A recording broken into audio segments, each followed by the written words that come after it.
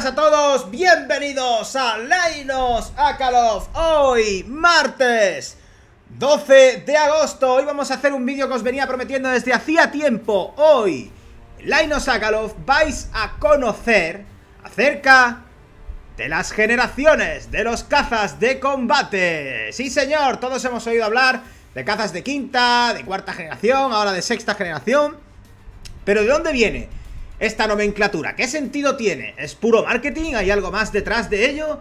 Aquí en este vídeo de 20 minutos descubriréis todas y cada una de las generaciones de cazas de combate que ha habido en la historia, las futuras generaciones que están por llegar y qué separa a cada una de ellas. Y os explicaré finalmente, al final del vídeo, si os quedáis hasta el mismo, por qué, si es o no es una cuestión de puro marketing y sobre todo por qué. Así que suscríbete, activa la campanita, dale un pedazo de like a este vídeo, compártelo y comenzamos.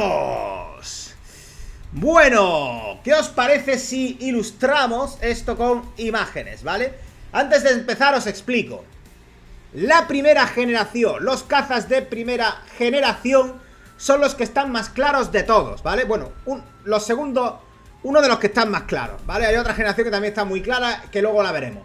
Pero de primera generación están muy claros, porque los cazas de primera generación son aquellos que saltaron de la hélice a la reacción. Y así, con todos ustedes, os presento el caza de generación 0, el caza de pregeneración 1, el primero que dio origen a todo, con todos ustedes, ¿cuál era este? Es el P-51 Mustang. Sí señor, este legendario caza, esta época maravillosa en la que le ponían nombres a los aviones. Fijaros ahí, Geraldine con una sugerente señorita puesta en una nube.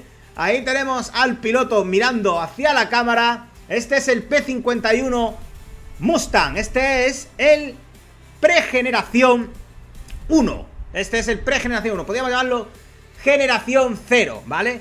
Este fue el precursor de todos. A partir de aquí nacieron los cazas a reacción. Y aquí está la primera gran diferencia. Un caza de pregeneración, un caza de generación 0 suele ser aquel de hélice, mientras que los de primera generación son aquellos que ya tienen motores a reacción y son capaces de alcanzar velocidades supersónicas y aunque tienen todavía un armamento muy simple. Básicamente son capaces de romper Mach 1, pero carecen de radares avanzados o misiles. Solamente tienen cañones, como podéis comprobar, cañones, no sé si están aquí en las alas, de disparo de ametralladora básicamente, y bombas de caída, ¿vale? No tienen misiles, ¿de acuerdo? Estos son los generación 1. Perdón, los generación 1, aquí los tenéis, ¿vale? Este es un ejemplo de un generación 1. Este en concreto es el MiG-15 soviético. Es un avión a reacción, como podéis estar comprobando. Y como podéis comprobar, carece de misiles. Tiene la capacidad de lanzar bombas y tiene ametralladoras, pero no tiene misiles. El MiG-15 soviético. Otro ejemplo de caza de primera generación, el F-86 Sabre. Este legendario caza estadounidense, rival del MiG, tiene lo mismo. Fijaros en las alas, dos bombas de caída y luego dispone de ametralladoras en los laterales, ¿vale? Otro legendario caza de primera generación, el Gloster Meteor británico. Este de 1944, primer jet operativo de Reino Unido, lanzaba bombas que las tenéis por aquí. Y luego, fijaros en los tubitos que hay en el morro, que serían las ametralladoras, ¿vale? Esto es básicamente los cazas de primera generación, que son de los años 40 a los años 50, ¿vale? 1940-1950, ¿de acuerdo? Ahora pasamos a la segunda generación. En este caso, en la segunda generación ya se introdujeron misiles guiados y radares básicos, saltando de cañones a armamento Beyond Visual Range. Es decir, a partir de la segunda generación comienzan los combates BVR. Todos estos que estáis viendo aquí eran aviones enfocados al combate dogfight. ¿vale? No tanto al combate BVR, bueno, y al bombardeo, evidentemente. Al bombardeo, ataque a tierra, ¿vale? Pero a partir de la segunda generación se introducen el armamento de largo alcance para los combates Beyond Visual Range. Otra diferencia con la primera generación es la aviónica para todo tiempo y la capacidad de alcanzar velocidades de Mach 2, incluso superiores, ¿vale? A partir de la segunda generación también vemos los misiles AIM 9 Sidewinder, los misiles aire-aire que hoy conocemos. De momento, en la generación 2 todavía tenemos tecnología analógica y no hay furtivos, ¿vale? No hay furtivos. Ejemplos de la generación 2 serían, pues este primer ejemplo. Aquí tenéis el MiG-21 soviético, capaz de alcanzar Mach 2.05 con misiles K-13, que los podéis ver justamente por aquí. Ahí están los pequeñitos estos. Aquí ya encontramos los primeros cazas capaces de hacer ataque BVR, con radares mucho más avanzados. Son los misiles K-13, por cierto, con radares mucho más avanzados, que podían detectar al enemigo fuera del rango visual y atacarle con misiles, ¿de acuerdo? Este en concreto fue exportado de manera masiva. De hecho, el anagrama que veis en las alas es de la Fuerza Aérea Rumana, ¿vale? Que lo estuvo en servicio hasta hace relativamente poco. Otro legendario ejemplo, el F-4 Phantom II estadounidense. Sí, señor. El mítico caza que tenía como... siempre le dibujaban como ojo y boca, como lo podéis comprobar ahí. Este también estaba equipado con misiles, era capaz de alcanzar velocidades Mach 2.23. Fue súper utilizado, sobre todo en la guerra de Vietnam, ¿vale? El caza de segunda generación por excelencia norteamericano. Y a partir de aquí comenzamos con el producto europeo, porque aquí está, sí señor, los más viejos del lugar lo reconocerán enseguida, el Dassault Mirage 3 francés, este caza de segunda generación francés con el anagrama de la Fuerza Aérea Española. Estuvo operando, por supuesto, en España y tenía, pues bueno, básicamente era capaz de alcanzar Mach 2.2 y fue el primer avión con la configuración de ala delta que hoy podemos ver en los Eurofighter, en los Gripen, en los Rafale, etcétera, ¿vale? Y en los Mirage 2000, ¿de acuerdo? Este caza era... tenía una capacidad de... O sea, perdón, los cazas de segunda generación, no todos, tenían un rango bastante mejorado. Podían alcanzar, ya tenían distancias de hasta 2000 kilómetros y podían cargar entre 4 y 6 toneladas de armamento. No como los de tercera generación que veremos a continuación. Los de segunda generación están encuadrados más o menos en la época entre 1950 y 1960. ¿Cuál es, por tanto, la diferencia entre un primera generación y un segunda generación? Pues principalmente la capacidad de combate BVR. Los primera generación eran cazas de combate diseñados para el dogfight, mientras que los de segunda generación ya introducen el combate BVR con una aviónica superior, más alcance, mayor velocidad y más carga de armamento, ¿vale? Pasamos ahora a la tercera generación de cazas de combate, la generación de entre 1960 y 1970. Y el primer ejemplo, bueno, primero vamos a hablar un poco de esta generación. A partir de aquí se introducen los radares multimodo y el fly-by-wire para maniobrabilidad extrema, diferencia con la segunda, sobre todo sistemas digitales para targeting preciso contra medidas electrónicas, para evitar los radares enemigos y mejor sostenibilidad en combate dogfight, pero sin furtividad todavía, ¿vale? En la tercera generación aún no tenemos cazas furtivos, es decir, si la primera generación se enfocaba en el dogfight y la segunda en el Beyond Visual Range, en la tercera generación conseguimos aunar ambos conceptos y los cazas por primera vez son capaces de ejecutar las dos formas de combate aéreo sin problema, ¿vale? Esos serían los de tercera generación. Y el primer ejemplo, nos vamos de nuevo a la Unión Soviética. Ahí tenemos el Mikoyan, el MiG-23. Joder, qué pequeño se ve. A ver si puedo hacerlo más grande. Perdonad, Ups. No puedo hacerlo más grande, ¿no? No puedo hacerlo más grande, lo siento. El MiG-23, el Mikoyan 23 soviético, Mach 2.35, alas variables. Esto es, las alas eran capaces de desplazarse y de moverse, poniéndose en forma de delta o poniéndose de una forma normal, ¿vale? eran capaces de desplazarse a las variables. Misiles R-23, que los veis ahí debajo, el caza soviético por excelencia de la tercera generación. Y atención que vamos a su rival, el americano, la leyenda, el F-14 Tomcat, que sin duda ha estado en servicio hasta hace poco. De hecho, lo hemos visto en una guerra muy reciente, en concreto en el ataque de Israel a Irán. Uno de los objetivos principales de Israel fueron las bases aéreas de Irán, donde descansaban estos legendarios gigantes del aire. Y digo gigantes con toda la razón del mundo, porque el F-14 Tomcat es enorme, es un avión gigantesco y es toda una leyenda del aire. Fue una verdadera pena que se perdieran en el combate contra Israel, porque es que fueron bombardeados sin piedad desde el aire por los F-35 de quinta generación de Israel, sin que siquiera se les pudiera detectar, ¿de acuerdo? Esa era la gran diferencia. Aquí tenemos el legendario tercera generación MAX 2.34 radar AWG-9 para Fénix, con capacidad para mover, desplazar las alas de igual manera para colocarlas en formato de ala delta. ¿Por qué? ¿Por qué Irán todavía operaba un caza de tercera generación? Esto es una curiosidad que os voy a introducir. Bueno, Irán operaba todavía este caza porque una característica que tiene este caza es su gran alcance.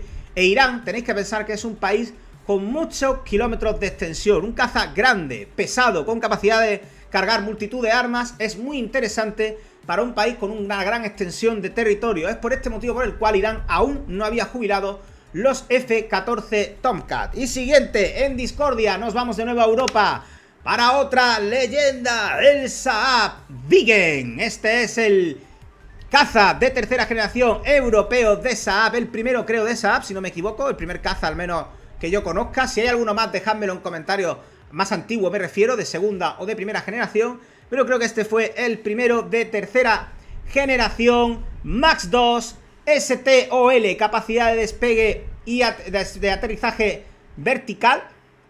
STOL, no, STOL es capacidad para despegar desde bases dispersas, ¿vale? O sea, es capacidad de despegar en pista corta, ¿de acuerdo? Era uno de los pocos cazas que tenían en esa época esta capacidad, era su gran ventaja. ¿Qué capacidades tenía la tercera generación? Bueno, aumentaba el rango, desde luego, aumentaba el rango.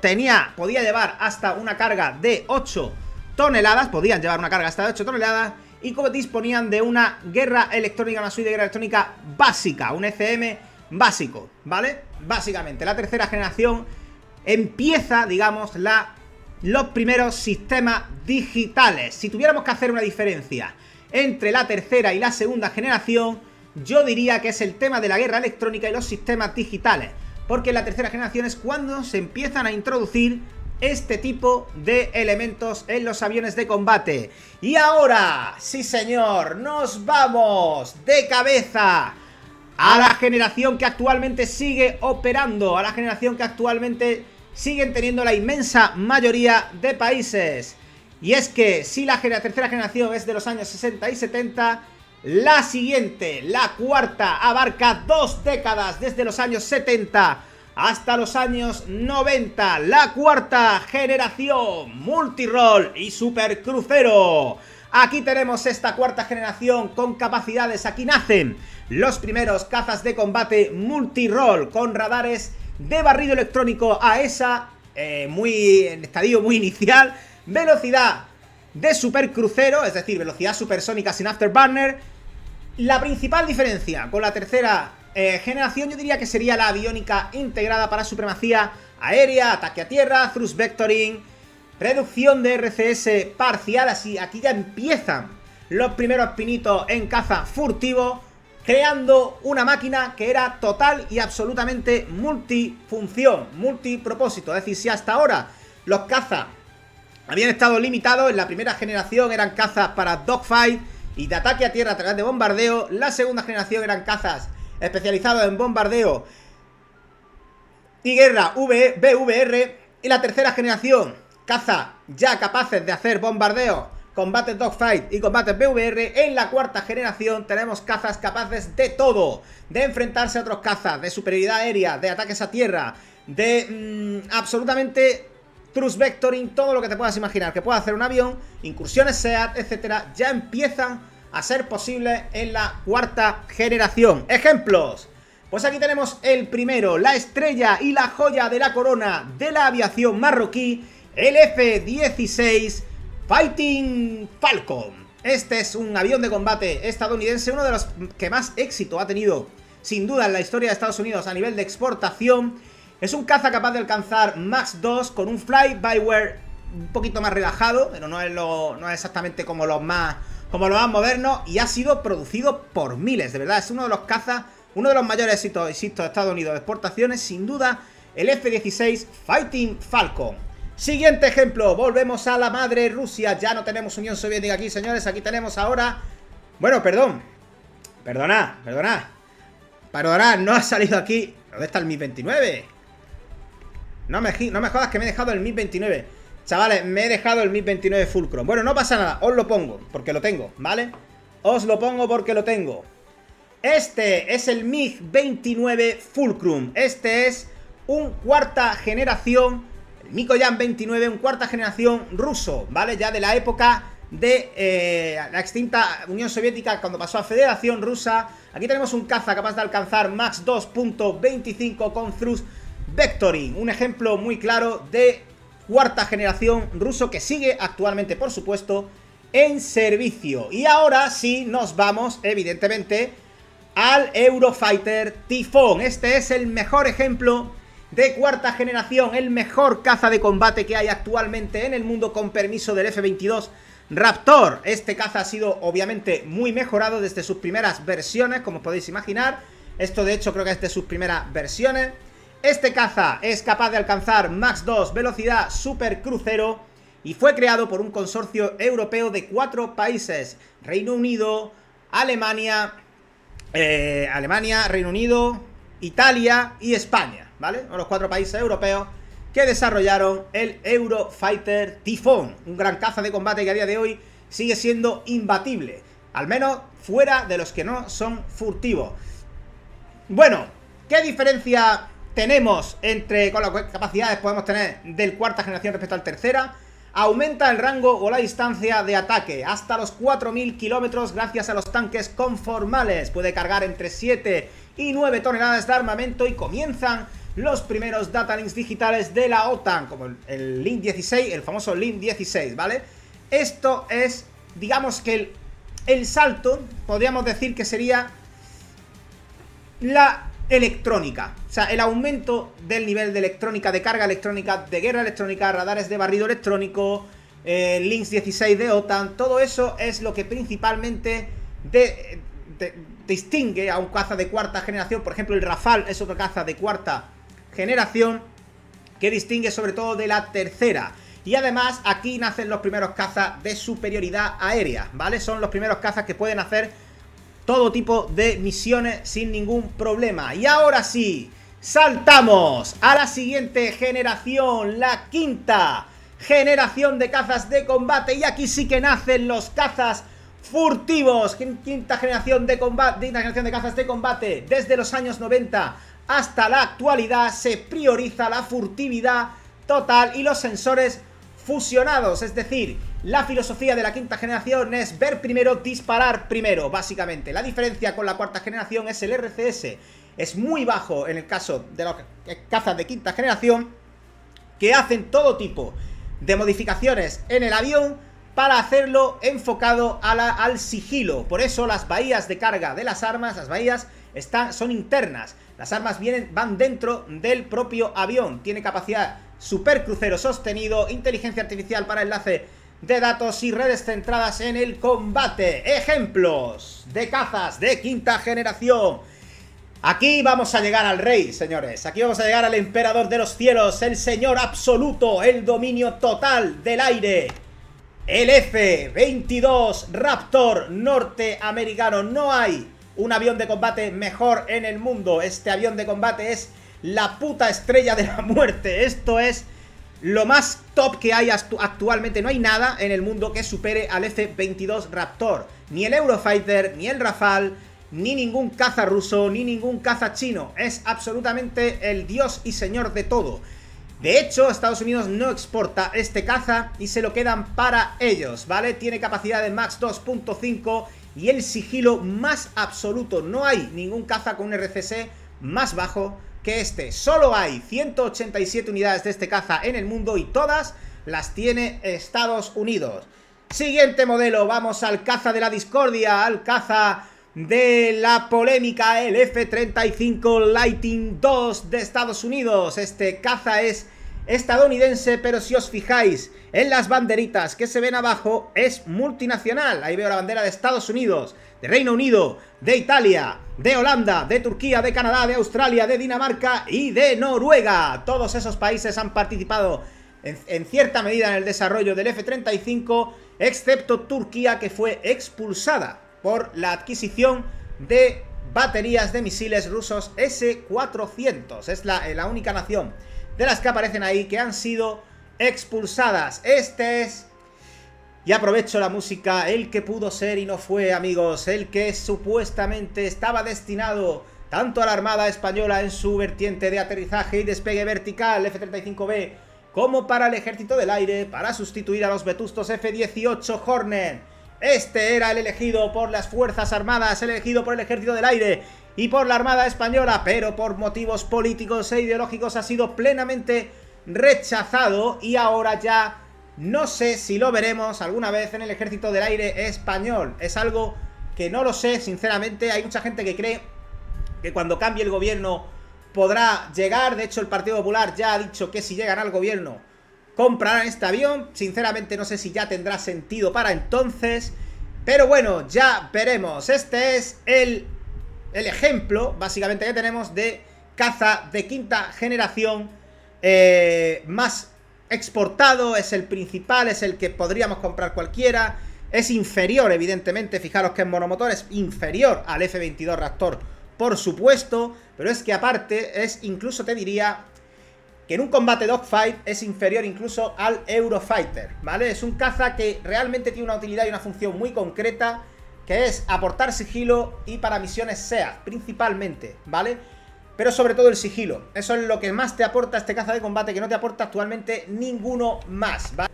Este es el J-20 chino, se me olvidaba, este es el J-20 chino, ¿vale?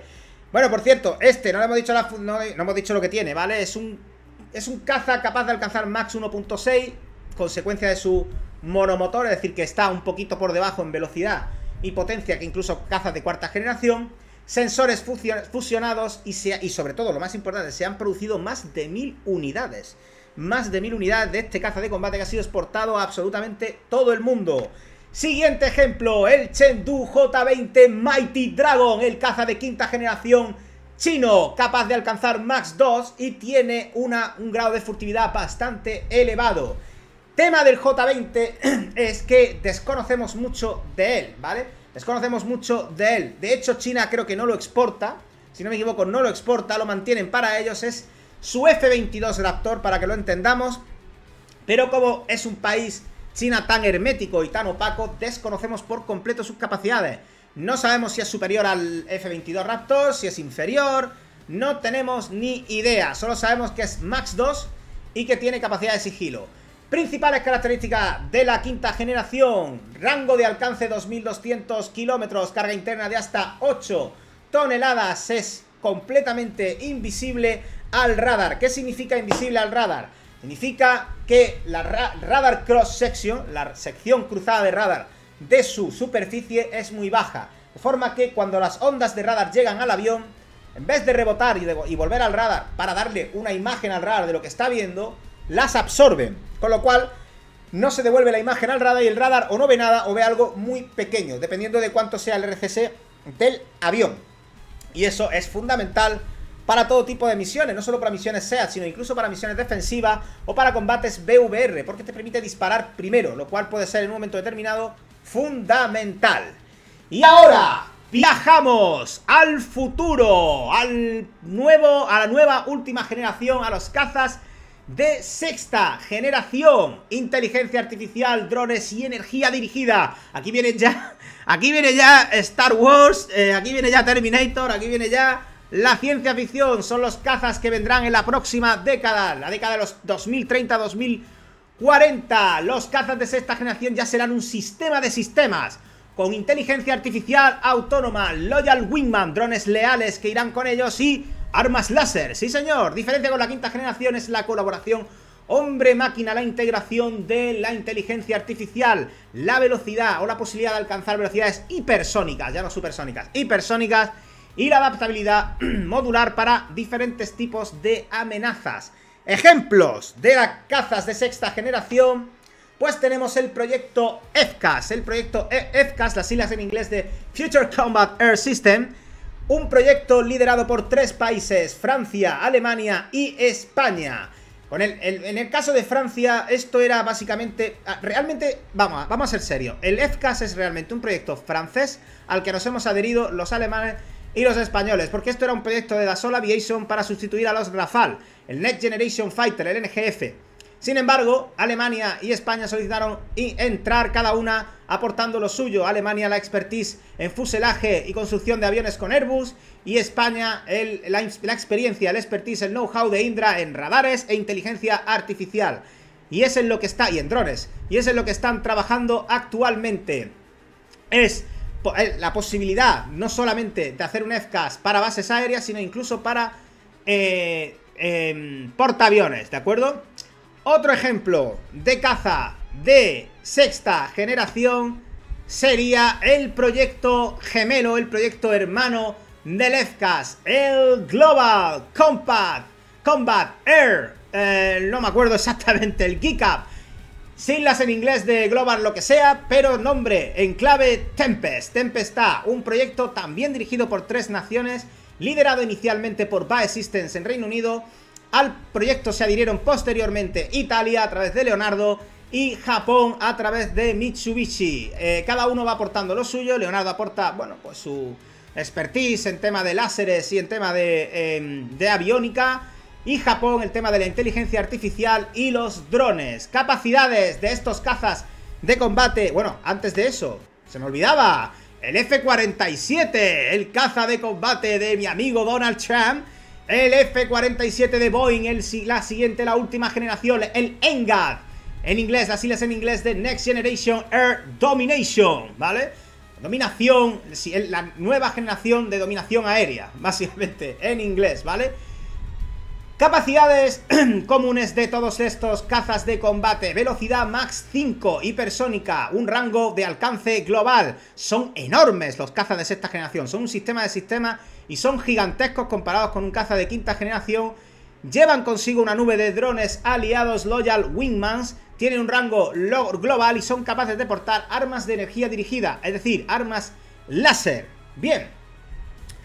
Y con esto vamos a dejar aquí una imagen del sexta generación de FCAS, y con esto vamos a terminar el vídeo comentando las diferencias generales y por qué creo que es, y aquí viene el final del vídeo, una estupidez hablar de generaciones.